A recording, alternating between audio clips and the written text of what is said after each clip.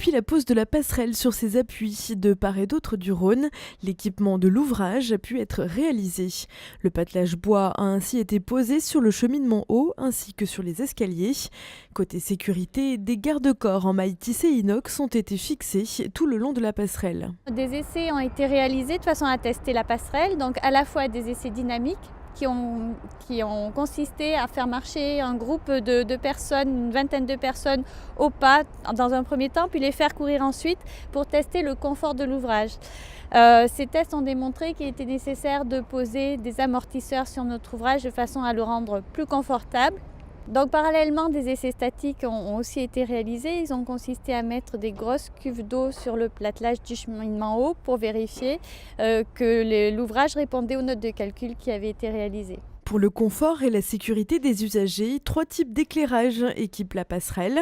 Sur le cheminement haut, un éclairage par LED et en continu a été intégré dans la rampe en bois. Dans les escaliers, l'éclairage se fait par points lumineux fixés sur les garde-corps. Enfin, des spots permettent d'éclairer toute la structure de la charpente métallique pour mettre en valeur l'ouvrage.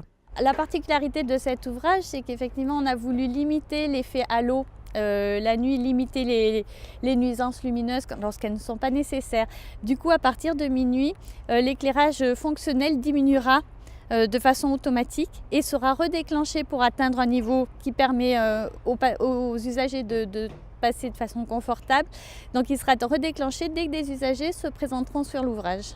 La passerelle a par ailleurs été conçue pour accueillir en toute sécurité et grâce à un équipement spécifique les personnes à mobilité réduite. C'est un ouvrage qui est accessible pour son cheminement haut à l'ensemble des personnes à mobilité réduite. Pour être sûr qu'on allait bien répondre à leurs besoins, on avait réalisé un prototype qui a permis à plusieurs associations de venir tester en fait, les différents dispositifs qu'on proposait de mettre en œuvre. Ces tests ont fait évoluer en fait, ce qu'on avait proposé au départ et conformément à leurs demandes, on a mis en place un petit rail le long du garde-corps côté cheminement piéton pour permettre aux personnes malvoyantes de se guider avec la canne. On a mis en place un système séparatif piéton-vélo qui est parfaitement détectable aussi avec la canne de façon à ce que les personnes malvoyantes ne passent pas du côté des vélos. Toujours pour les personnes malvoyantes, on a mis en place une synthèse vocale aux deux extrémités de l'ouvrage qui leur permet, à l'aide de leur télécommande, en fait, d'avoir un message qui leur explique clairement sur quel côté se mettre pour ne pas aller marcher au milieu des vélos.